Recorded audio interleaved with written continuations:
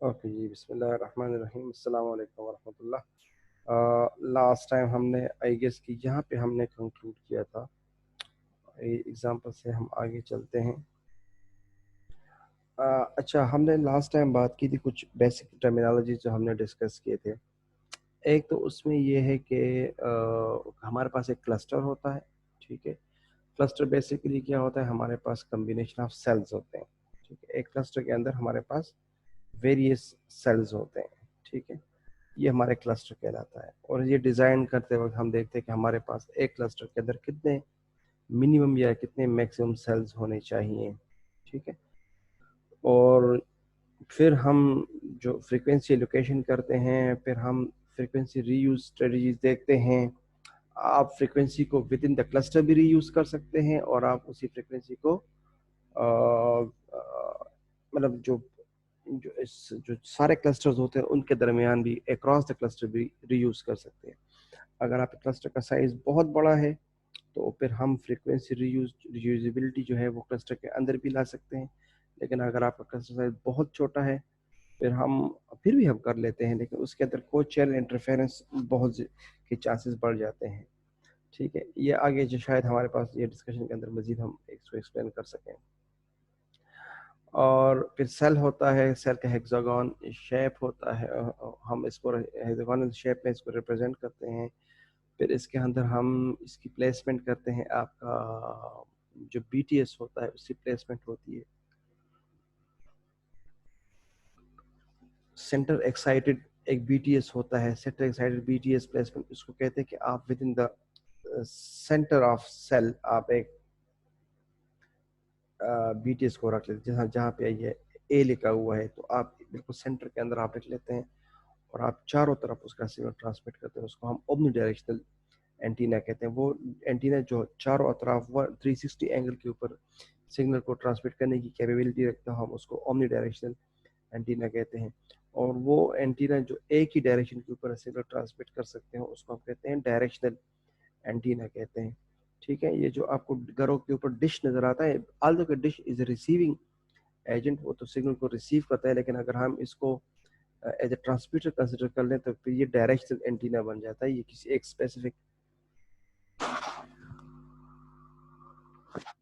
Specific direction के ऊपर signal को ट्रांसमिट करता होता है। और एक हम होते हैं हमारे पास एज एक्साइटेड होते हैं कि हम एजेस के ऊपर एंटीना लगा लेते हैं, 3 एजेस के ऊपर या 2 एजेस के ऊपर। इन सच वे के ओरो डायरेक्शनल एंटीनास होते हैं। वो सेल के एज पे लगाते हैं और सेल के सेंटर को वो डायरेक्ट करते हैं, और कोशिश करते हैं कि हम सारे के सारे जो नोड्स होते हैं उसके जरिए हम कवर कर सकें।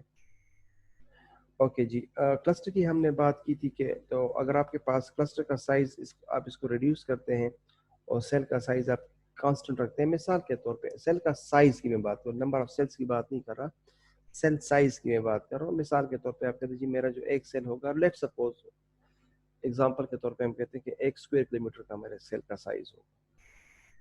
ठीक है, और मैं कहता हूँ कि हमारे पास पहले 20 सेल्स का एक क्लस्टर था, तो हम कहते हैं हम क्लस्टर का साइज रिड्यूस कर लेते हैं। सर, क्लस्टर का साइज रिड्यूस करने का मतलब ये कि हम अब 10 सेल्स का एक क्लस्टर बनाते हैं इन सच वे कि जो क्लस्टर का जो साइज है वो फिर भी कांस्टेंट है। ठीक है, हमने क्लस्टर का साइज 1 स्क्वायर किलोमीटर से इसको कम नहीं किया, बल्कि हमने नंबर ऑफ सेल्स पर क्लस्टर हमने रिड्यूस कर दी। तो नंबर ऑफ सेल पर cluster is basically the cluster size. ठीक है, तो अगर आप क्लस्टर का साइज रिड्यूस कर लेते हैं तो आप आपको फिर ज्यादा क्लस्टर चाहिए होंगे। जाहिर सी बात है, अगर आपने एक क्लस्टर के अंदर पहले 20 सेल्स रखे थे, आप कहते नहीं जी मैं तो 10 सेल्स का एक क्लस्टर रखूंगा, तो इस वक्त आपको 2 क्लस्टर्स चाहिए होंगे। आप इसको मजीद जितने आप रिड्यूस करते जाएंगे आप उतने ही नंबर ऑफ क्लस्टर जो है वो बढ़ाते चले जा रहे होते हैं। ठीक है, लेकिन इसका फायदा ये होता है कि इसके अंदर आप कैपेसिटी ज्यादा अचीव कर लेते हैं। और ये आपको मैंने लास्ट टाइम ही बताया था। और ये बिल्कुल ऐसे एग्जांपल जो लास्ट टाइम मैंने आपको यूनिवर्सिटी की एग्जांपल दी थी कि यूनिवर्सिटी के अंदर एक बीटीएस लगाते हैं तो उसका कैपेसिटी 2000 स्टूडेंट्स की होगी। आप एक और बीटीएस लगाते हैं तो उसकी कैपेसिटी 4000 की हो जाएगी। तो एग्जैक्टली यही फिनोमेना क्लस्टर्स का भी है। जितना आप नंबर ऑफ क्लस्टर बढ़ाएंगे, आपने सेल का साइज कांस्टेंट रखा है, आप जितना और जो है जितना नंबर ऑफ क्लस्टर ज्यादा होंगे आपको उतनी ज्यादा फ्रिक्वेंसीज मिल जाएंगी, आप उसको ज्यादा रीयूज कर सकेंगे। ठीक है, और आप एफिशिएंटली जो है यूज़र को एकोमोडेट कर सकेंगे कि क्योंकि क्लस्टर आप जितने बढ़ाते जाएंगे तो आपको नए फ्रीक्वेंसीज भी दरकार होंगे। जितनी नई फ्रीक्वेंसीज आपको मिलती हैं तो आप उसको इतनी ज़्यादा रीयूज़ भी कर सकते हैं। मिसाल के तौर पर मैं कहता हूँ जी मेरे पास 5 फ्रीक्वेंसीज हैं और मैं मैक्सिमम उसको 20 टाइम्स रीयूज़ कर सकता हूँ, तो हमारे पास टोटल 100 फ्रीक्वेंसीज आ जाती हैं, ठीक है।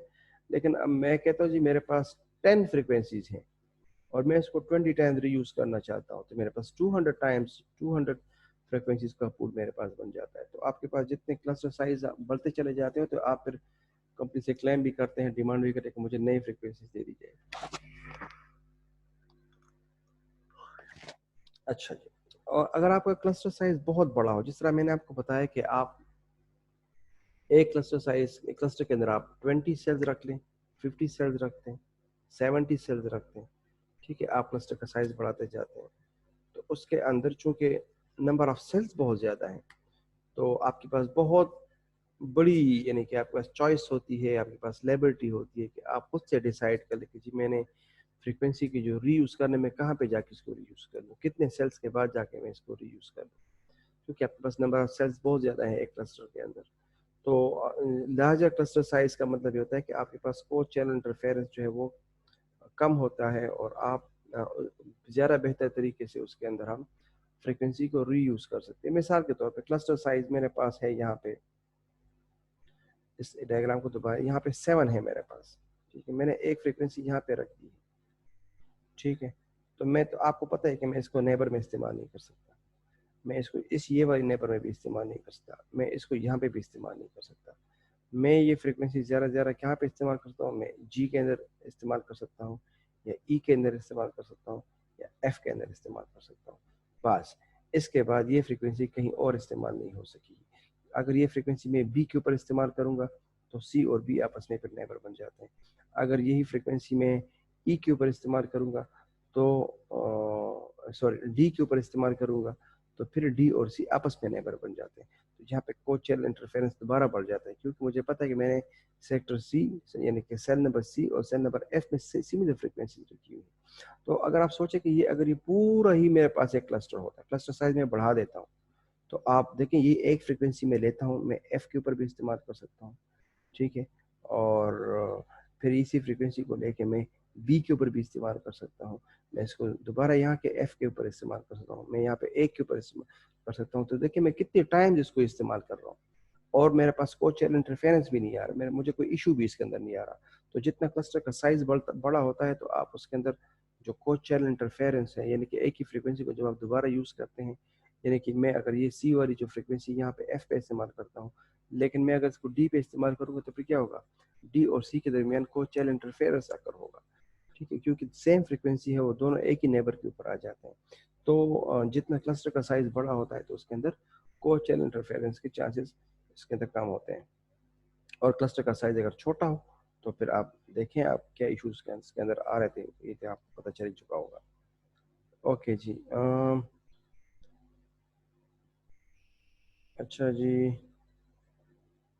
अच्छा जी, फिर ये हम डिसाइड करते हैं, ये फिर अगेन जो डिज़ाइनर होते हैं ये उनके सवाबदीद पे होता है, ये उनकी लिबर्टी होती है कि वो किस तरीके से क्लस्टर का साइज रखते हैं, नंबर ऑफ सेल्स पर क्लस्टर कितने रखते हैं,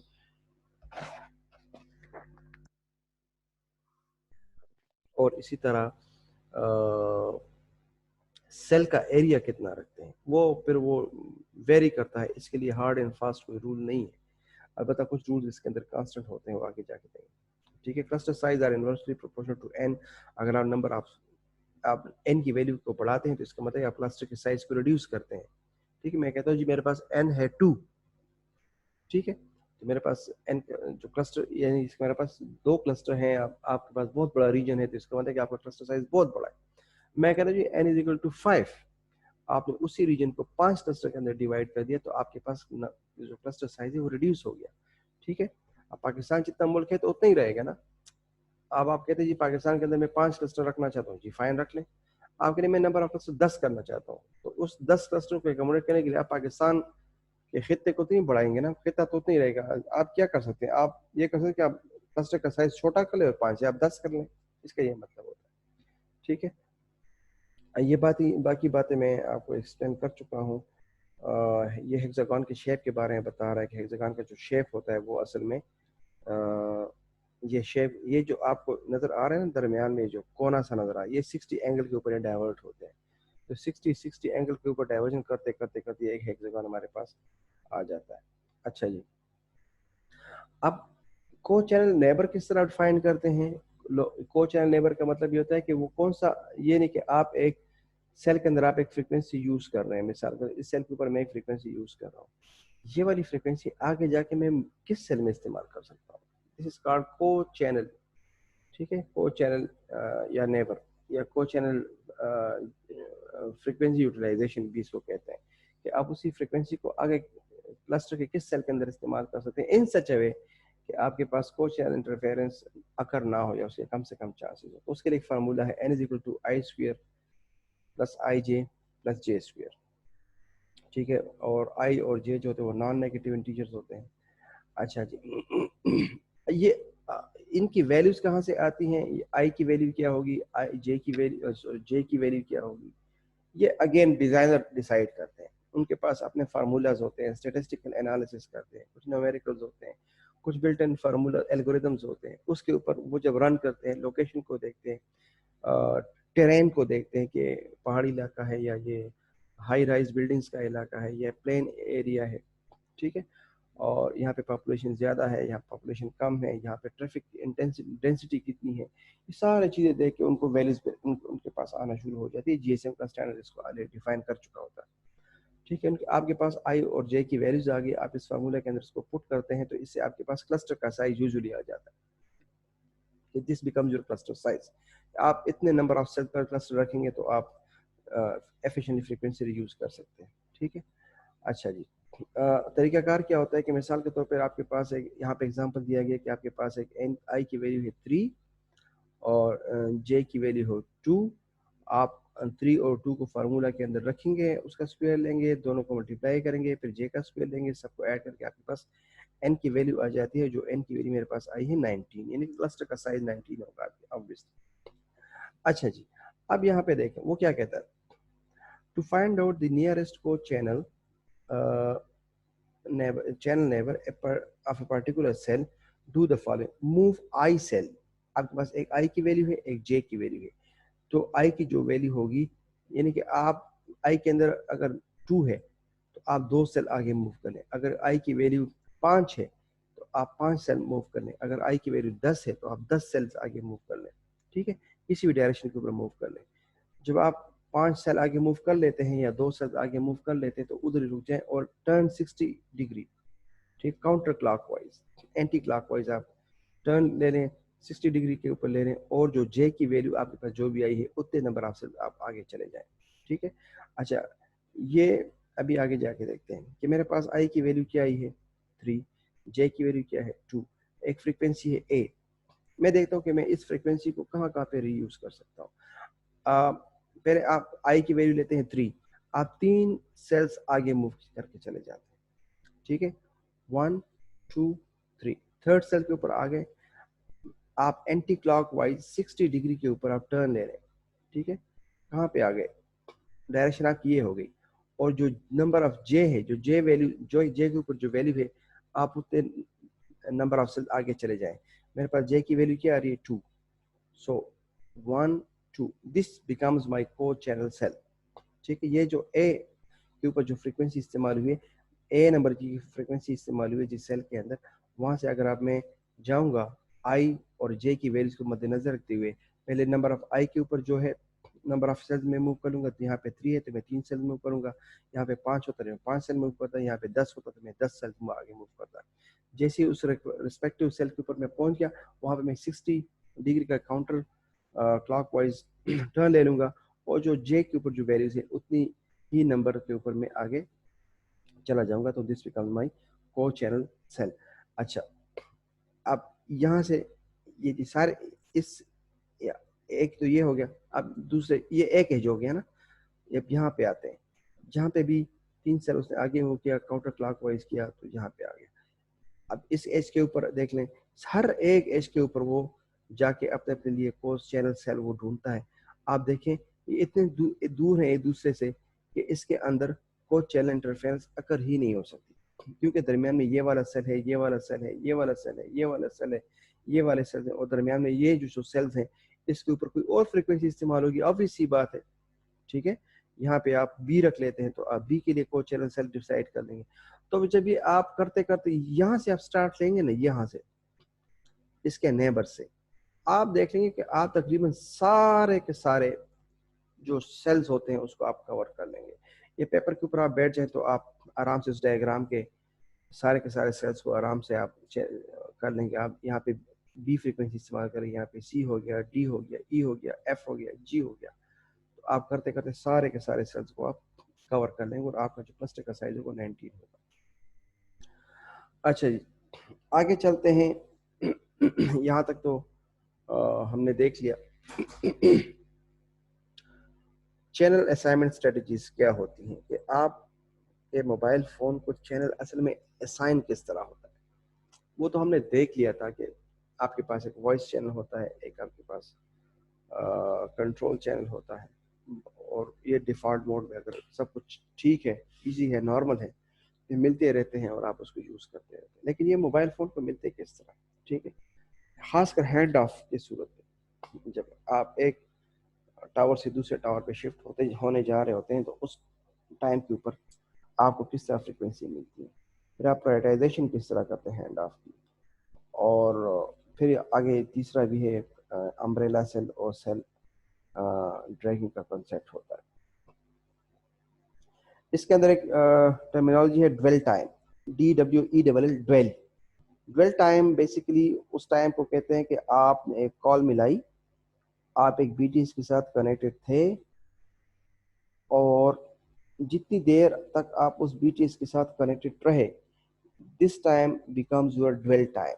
आपने कॉल मिलाई, आप 5 मिनट तक आपने कॉल मिलाई, उसी BTS के साथ कहीं मूव नहीं किया आपने, ठीक है, तो हम कहेंगे जी आपका जो ड्वेल टाइम है वो 5 मिनट्स का है।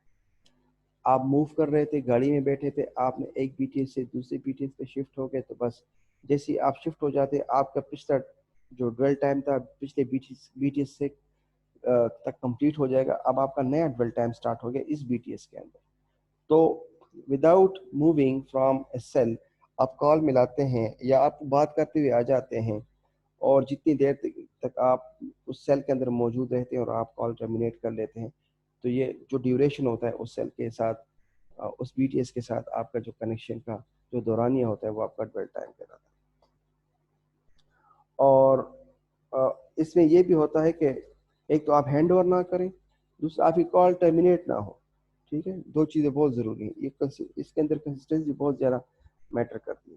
तो ज़ाहिर बात है ड्वेल टाइम, अगर आप चाहते हैं कि अच्छा ड्वेल टाइम यूज़र को मिले, तो उसके लिए ज़रूरी है कि आपके पास बेहतरीन प्रोपेगेशन स्ट्रेटजीज हों, आपके जो सिग्नल्स होते हैं वो कंप्लीट उस यूज़र को मिलें, जो थ्रेशोल्ड होता है उससे ऊपर ही मिले, सो दैट कि वीक सिग्नल के ऊपर तो कॉल ड्रॉप हो जाती है, आपको पता ही है, तो फिर आपका ड्वेल टाइम डिस्टर्ब होगा। इंटरफेरेंस कम से कम हो, सिग्नल इंटरफेरेंस के ऊपर हमने बात की थी, और डिस्टेंस फ्रॉम द BS, तो जितना बेस स्टेशन से दूर होंगे तो आपको वीक सिग्नल मिलेगा, आपका ड्वेल टाइम इफेक्ट करेगा, आपकी कॉल बार बार टर्मिनेट हो सकती है।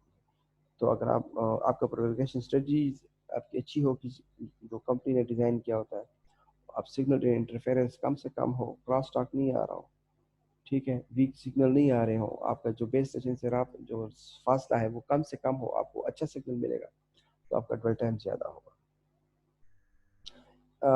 इसलिए अगर ये चीज़ें नहीं होंगी, आपका प्रोपेगेशन का मसला भी है, आपका इंटरफेरेंस का ही मसला है, या आपका डिस्टेंस का ही मसला है, या तीनों में से कोई एक भी है, और आप स्टेशनरी भी हैं, आप मूव भी नहीं करें, फिर भी आपका जो ड्वेल टाइम है वो रैंडम होगा, ठीक है, कभी ज़्यादा होगा कभी कम होगा, क्योंकि सिस्टम जो है वो स्टेबल नहीं।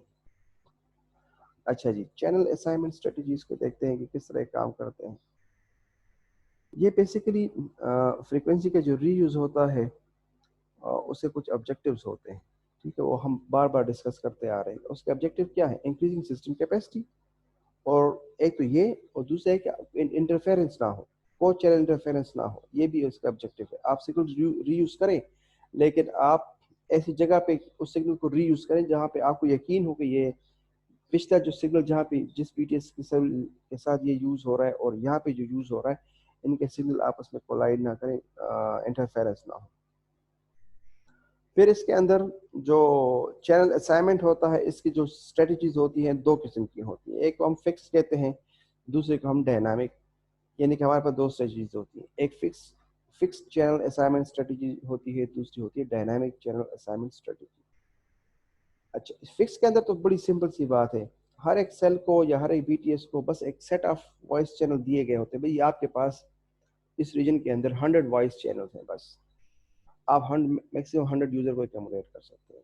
100 प्लस यूजर आएंगे आप उसे एकमोडेट नहीं कर सकेंगे, क्योंकि आपको सिस्टम ने दिए नहीं है, फिक्स करके दिए हैं। बस अल्लाह करे एक यूजर आपके आपके पास साथ कनेक्ट हो तब भी आपके पास 100 वॉइस चैनल्स होंगे, और आपके पास 1000 यूजर कनेक्टेड हो तब भी आपके पास 100 ही वॉइस चैनल्स होंगे, इससे ज़्यादा आपको नहीं मिल सकते। तो देखिए, अगर आपके पास नंबर ऑफ यूजर कम हो और आपके पास नंबर ऑफ वॉइस चैनल ज़्यादा हो, तो इसका मतलब है कि आप अंडर यूटिलाइजेशन में जा रहे हैं। और अगर आपके पास नंबर ऑफ यूजर ज़्यादा हो और आपके पास वॉइस चैनल्स कम हो, तो फिर आप ओवर यूटिलाइजेशन में जा रहे हैं। तो ये दोनों बातें ठीक नहीं होती, ठीक है। तो फिक्स चैनल असाइनमेंट का एक फ़ायदा ये होता है कि आपके ना बीटीएस के ऊपर एक्स्ट्रा कंप्यूटेशनल लोड होता है, ना आपके एमएससी के ऊपर एक्स्ट्रा कंप्यूटेशनल लोड होता है। एमएससी को भी कोई खास सुपरविजन नहीं करनी पड़ती।